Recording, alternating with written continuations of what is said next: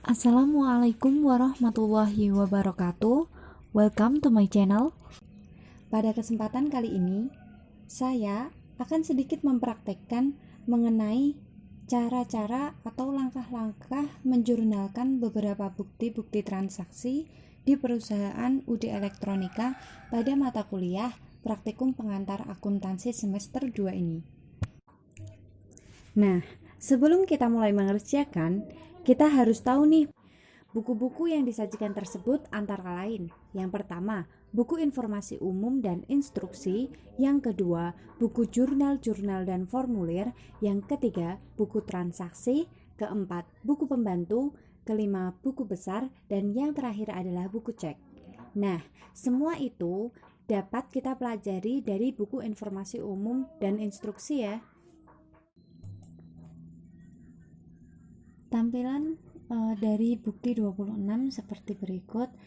Nah, pada bukti 26 ini terdapat logo di sebelah pojok kiri atas. Logo tersebut bertuliskan PT Dunia Elektronika karena surat tersebut itu dikeluarkan oleh PT Dunia Elektronika kepada UD Elektronika.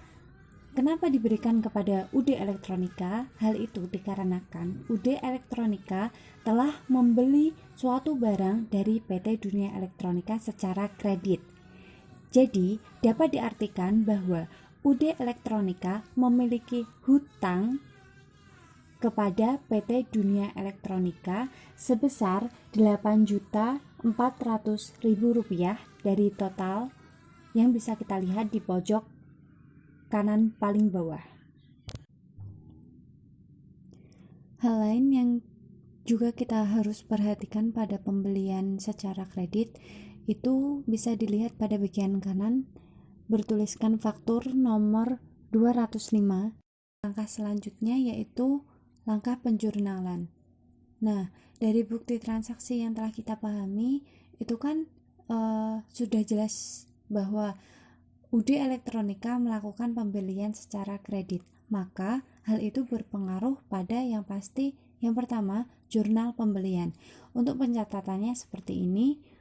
Sebelumnya sudah saya rangkum di Microsoft Excel biar lebih mudah. Nah, di sini sudah ada sebelumnya transaksi pada tanggal 3 November. Dengan nomor faktur 650 dan sebagainya.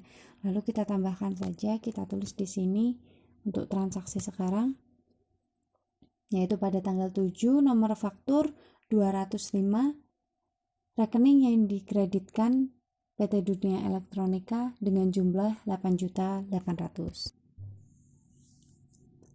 Jurnal pembelian sudah, buku pembantu di bagian utang yang pastinya pemasoknya pada PT Dunia Elektronika. Nah, berhubung pada PT Dunia Elektronika ini saldonya masih kosong, jadi kita tulis di bawahnya aja langsung.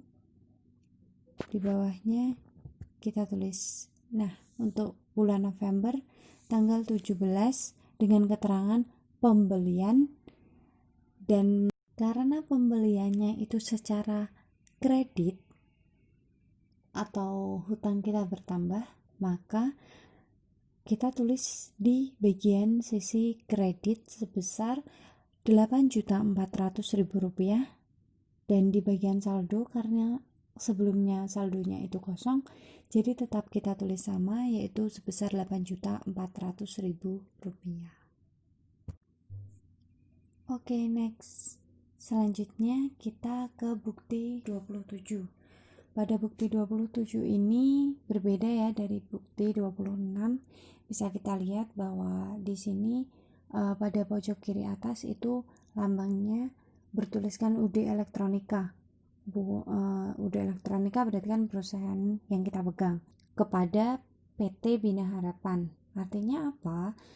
Ini suratnya dikeluarkan oleh UD Elektronika untuk diberikan kepada PT Bina Harapan. Hal ini dikarenakan pada tanggal 18 November 1995 UD Elektronika telah memberikan suatu barang atau jasa. Nah, pada keterangan di sini itu bertuliskan reparasi sound system, yang artinya UD Elektronika pada tanggal 18 November 1995 telah memberikan jasa kepada PT Bina Harapan dengan total pembayaran yang seharusnya diterima itu sebesar 300.000.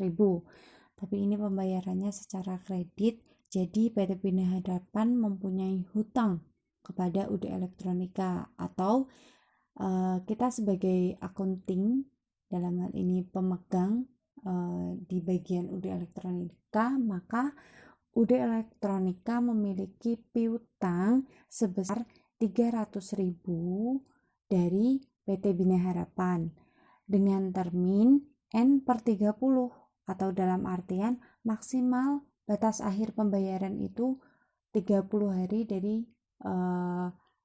hari pertama transaksi.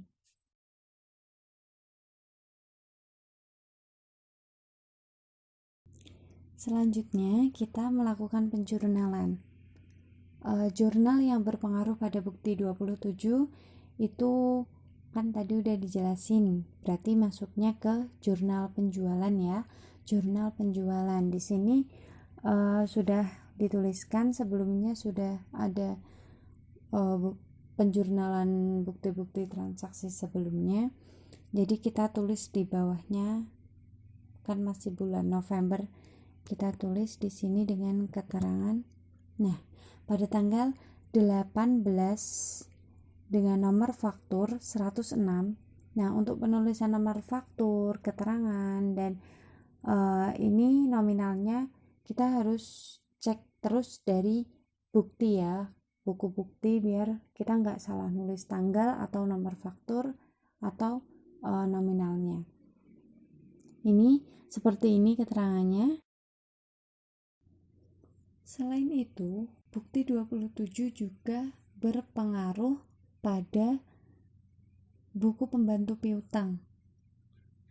Nah, kita buka pada buku pembantu piutang. Ini kita cari yang pelanggannya itu PT Bina Harapan pastinya. Sebelumnya ini sudah ada transaksi tapi sudah selesai ya. Ini sudah habis, saldonya 0.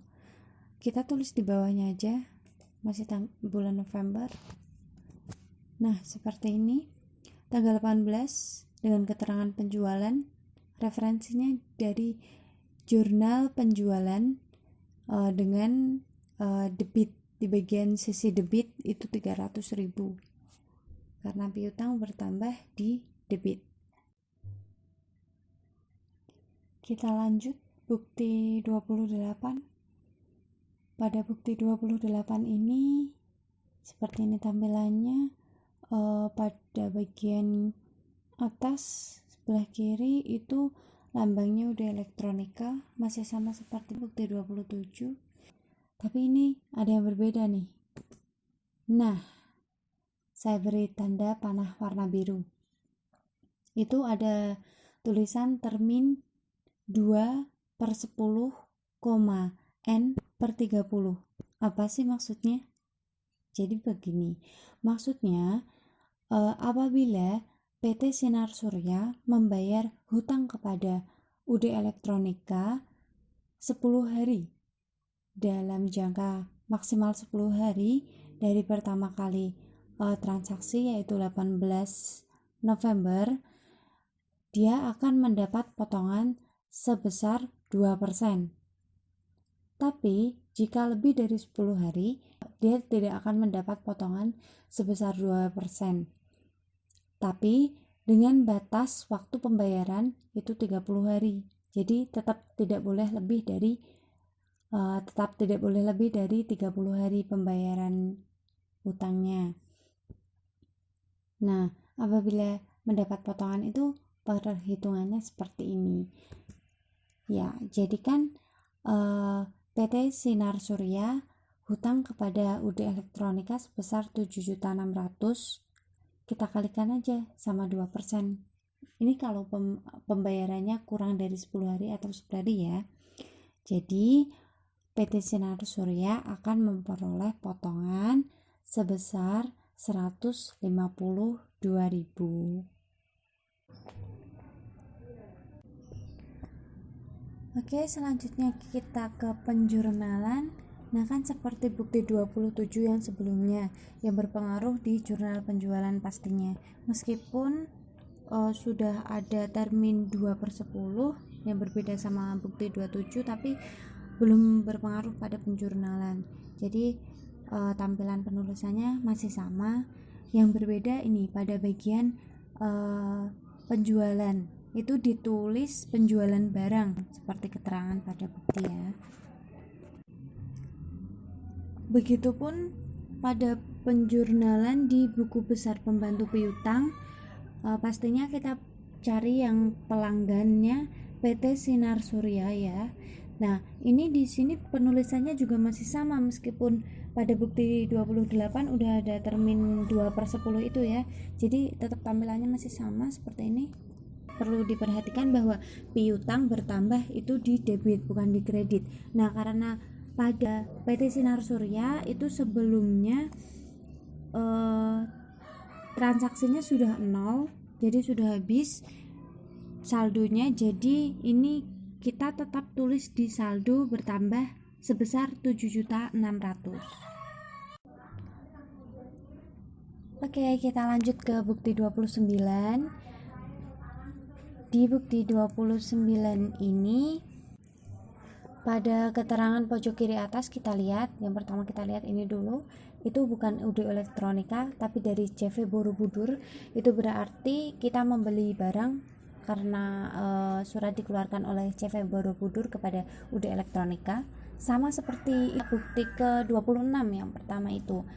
Nah, tapi ini sekilas memang sama, tapi ada yang membedakan sedikit. Nanti bedanya di penjurnalannya aja.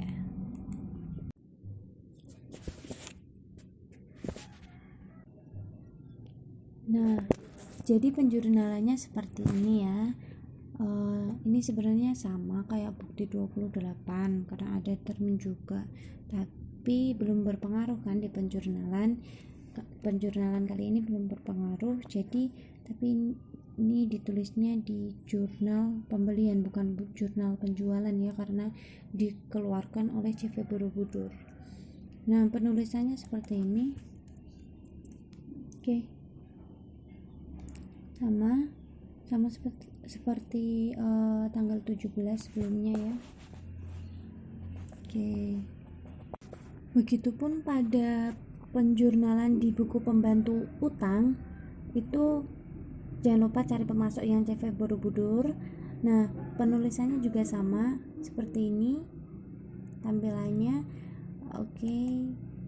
Nah, tapi ini karena hutang bertambah, jadi kita tulis di sisi kredit.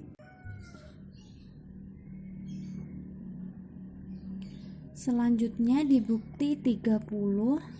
Nah, ini sama seperti bukti 29. Nih, termin juga ada, terminnya bahkan sama. Yang membedakan itu cuma pada penjurnalan di buku pembantu utang. Pada pemasoknya itu cari yang PT Suara Buana. Sudah, itu aja. Langsung aja ya, kita lanjut ke bukti 31. Di bukti 31 ini berbeda dari bukti-bukti sebelumnya yang sudah saya contohkan. Di sini ada keterangan perintah penarikan cek. Lalu bukti ini berpengaruh di apa aja? Nah, kita lihat. Yang pertama pastinya berpengaruh di buku cek. Yang kedua ini juga berpengaruh di buku pembantu utang. Lalu yang ketiga juga berpengaruh di jurnal pengeluaran. Oke, langsung saja kita lanjut ke bukti 32 ya. Nah, seperti ini. Di bukti 32 ada keterangan catatan kas mingguan. Yang pertama itu berpengaruh di jurnal penerimaan kas. Dan yang kedua itu berpengaruh pada buku cek. Langsung saja ke penjurnalan, kita buka yang pertama, jurnal penerimaan kas. Pada jurnal penerimaan kas ini kita tuliskan seperti ini. Nah, terus ini kita total nih. Kita total dari setelah penjualan tunai sebelumnya, yaitu pada tanggal 12 nih. Nah, kita total dari PT Bina Harapan ditambahkan dengan PT Bina Mahkota transaksinya, terus kita tambahkan dengan penjualan tunai kali ini. Nah, jadi totalnya Rp31.270.000. Kita tulis di bagian cek yang kosong, masih kosong, kita tulis di bagian penyetoran sebesar 31.270.000 rupiah seperti totalnya tadi ya. Nah, terus jumlahnya ini kita total sekalian aja, ini ditambahkan dengan sisa yang lalu ditambahkan dengan penyetoran. Nah, totalnya 79.134. Cek ini dikosongin aja karena ini bisa ditulis untuk transaksi selanjutnya, jadi biar lebih mudah. Oke, sekian dari saya. Terima kasih. Wassalamualaikum warahmatullahi wabarakatuh.